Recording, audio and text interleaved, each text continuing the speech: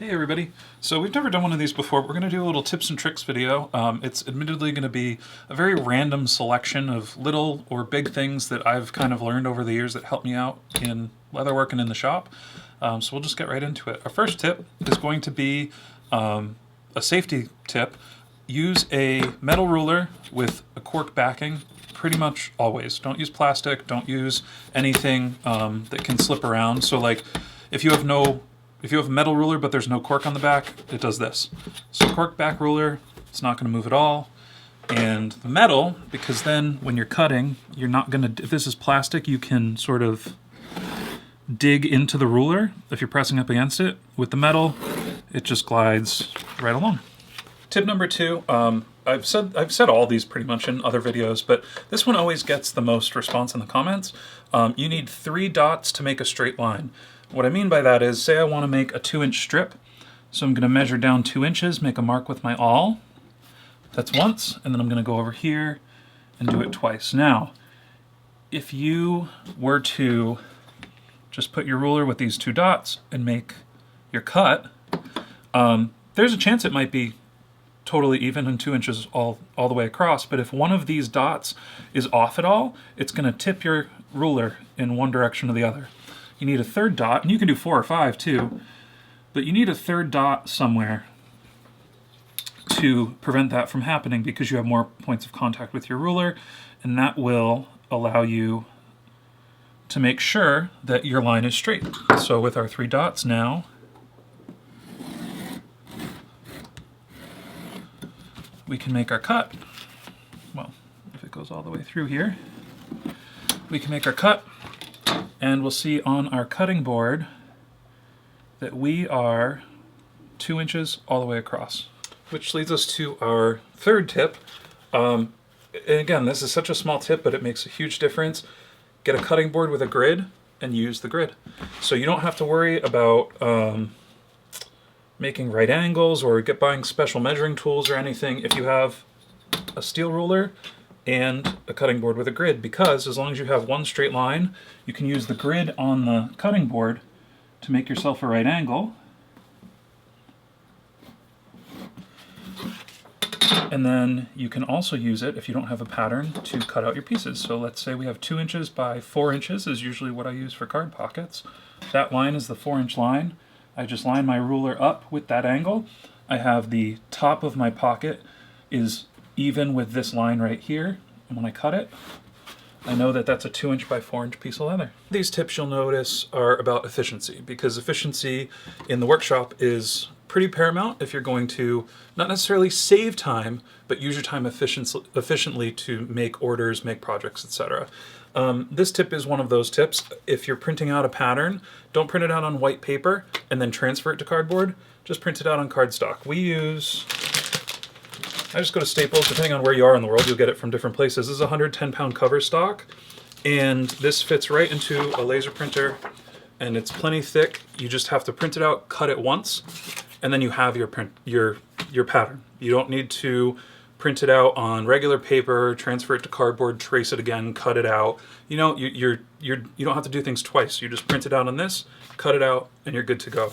If you are making a pattern that you want to use like 10 to 15 or 100 times, use like something like Weaver's pattern plastic. You can print it out. I'll still print it out on this cardstock and get my use out of it, but I'll make the pattern plastic version before I trace this onto leather at all. And once you have your pattern cut out, when you go to trace it, this stuff doesn't have a cork backing like a ruler does, so you know it can be kind of slippery. An easy solution to that: take your maul. Boom, done. I use my maul as a pattern weight all the time, mostly because you can kind of hold the handle and push down on it, and it's kind of out of the way. You don't have to worry about it. You can get pattern weights and stuff too, but for just using stuff around the shop, maul works great for a pattern weight. The next step is a skill-based step. Learn to cut by hand. Now, there are a lot of different ways to cut leather. You can get a laser cutter, you can get a Cricut, you can die cut. We'll get into die cutting later. But the first step is just to learn how to cut by hand. And I've made videos about this before, and you can see you can get to the point where you can just cut a straight line without a ruler. And the reason you're going to do this is because once you have the skill to cut things out by hand, it makes sampling really, really fast. You don't have to program anything into a computer and then put that into, a laser cutter or whatever. Nothing against laser cutters, but I've noticed we get a lot of comments about people saying, should I get a laser cutter? And they're fun, they're good tools, but like, don't let it hold you back from starting. And if you learn to cut by hand first, you can see right here,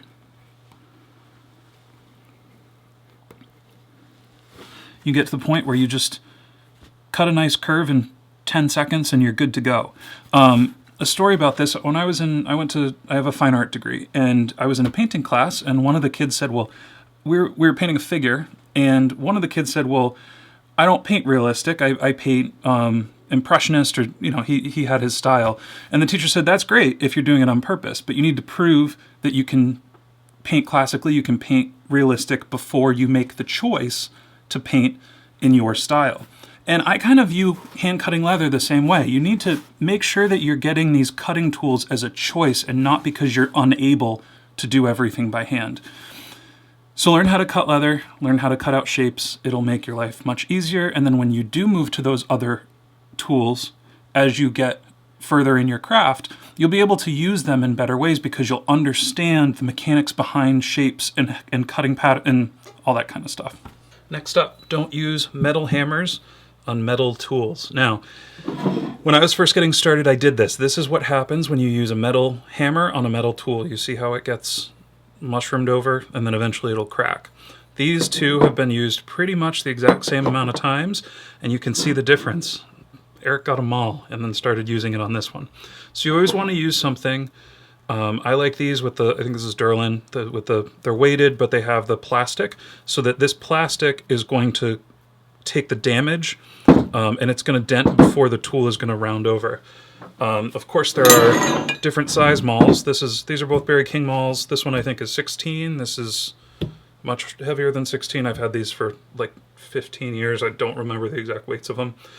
I like using a smaller one for doing my stitching chisels, and then I have this big guy for when you're trying to use an 1.5" belt-in punch, etc. You need the weight behind it because it isn't metal, so it takes a little more force. And when you have a heavier maul, you can let the weight of it and gravity kind of do more of the work. So when you're, if you have to round over 100 straps, you're not killing your arm if you're not used to it. But yeah, so don't use metal hammers for anything you don't want to round over. So you've mastered cutting by hand, and then you get an order or project that comes in, and you need to make 3,000 of something. Are you going to sit there and cut everything out by hand because you got really good at it? Probably not, because that's not the most efficient use of time. Let's say this is our keychain shape here, and this is what we make out of them. But we just recently made a few thousand of these, and we didn't cut these by hand. What we did was we used a cutting die. Now, shameless plug, Weaver has a custom die shop, and they will make any shape that you want. They can put holes in it, they can put stitching holes, they can do anything you want. This is sort of, again, this is a tool that you use once you have the fundamentals down. So for us, this die was probably, I think it was about $125, but it's going to save us 50 hours of cutting to make thousands of these, so it's worth the investment. How do you use these? It's like a cookie cutter. So this side is sharpened, and then our holes are here, and what we do is we'll put our leather under our press, put our die down, put the press down, and it cuts out the shape over and over and over and over again. And die cutting is really, really nice because it gets you that consistency every single time, and if you use manual press, there's no electricity, there's no real setup, you don't have to worry about venting. The only thing is that you can't really make changes to the design once you've had the die made. But if you stick with basic shapes, so say you get your basic pocket cut out, but you have this straight, right? So maybe you can cut out all your pockets and then you can just cut selective curves. So if you want to change the curve to your pocket, you can do that by hand, but the main part, cutting the four sides, you can just put down, press, put down, press, put down, press, and it saves so much time. And so I wanted to end this video with one tip that was more of a sort of one of my secrets to how I do some stuff, right? So we've explained the die cutting, and that can be for wallets or belts or bags or anything like that. But one thing that's a little bit unique, and some people do it for sure, but it's not a very widely known thing, right?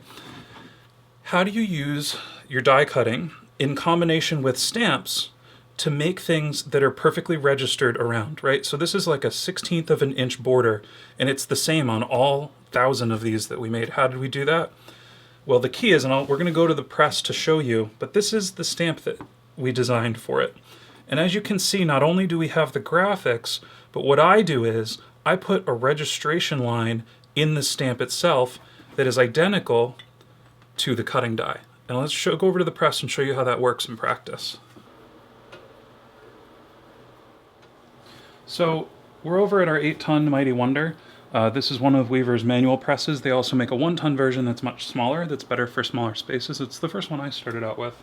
And to use our stamps, to do this whole thing, you're really going to want some sort of press with a pretty good size press head. It's not really, you could probably make it work with a modified arbor press, but these are much better for this task because you want very even pressure. So I'm just going to grab a piece of scrap here to show you. This is like a 5-ounce veg tan, and then I'm going to case it, so just dampen it a bit. There's a bunch of leather on it. Okay, so the important thing is you want to test out your press first with your stamps, because every stamp is going to require different pressure. I'm going to put my stamp down, swing my head over. There we go. Now we have our stamp, right?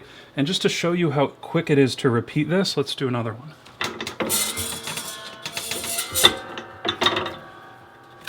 And we're good to go. I don't think we can fit the last one on here. Let's see. You know what? Let's give it a go. Let's see if we can get 3.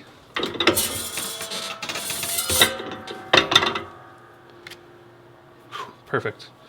Okay, so that's step 1. The second step in this process, instead of punching out the keychain first, making a jig, lining up our stamp with it in the jig, and then pressing the stamp into the finished cutout keychain, I think that's the right way that it's usually done, we've gone ahead and we've punched out the graphic first. The thing that I've done is I've included the outline of the keychain into the stamp itself. So when we go and get our custom cutting die, all we have to do is just drop that in, and it centers itself. It does everything we need it to do. We swing over our press head.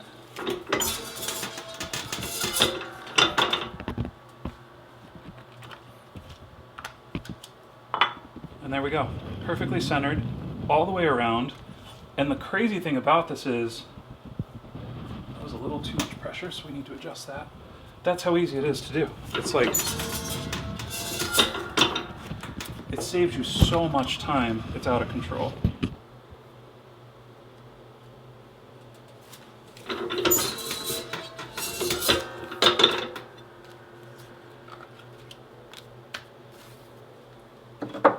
And so here we go. So this is why I say learn the fundamentals first, but then don't be afraid to use tools to help you progress in what you can do and how fast you can do it. Because something like this, I mean, you just watched me make 3 of these in about 1 minute, right? So doing 1,000 is less than a day's project. If you were to do this all by hand, to get a job like this, you would have to charge a bunch of money. And the quality wouldn't necessarily be better because you're just going to be cutting things out by hand instead of die cutting them. You're going to be stamping them one at a time, lining everything up with jigs and stuff instead of having the registration in the stamp and just being able to go boom, boom, boom, boom, boom. This allows you to be a little bit more competitive, and it saves you a lot of time creating very easy, repeatable steps to get a really good, consistent quality. So those are our little tips and tricks for our first video like this. I can't believe we've never done one before. If you want us to talk about any other areas of leather crafts and what we do, maybe in special ways, or how we've developed different things, just leave it in the comments. We're happy to share. As a 2-person leather shop, we've had to learn how to become very efficient to stay competitive and stay in business. And it's one of our favorite things to do is streamline our processes. So until then, thank you guys so much for watching, and we'll see you in the next one.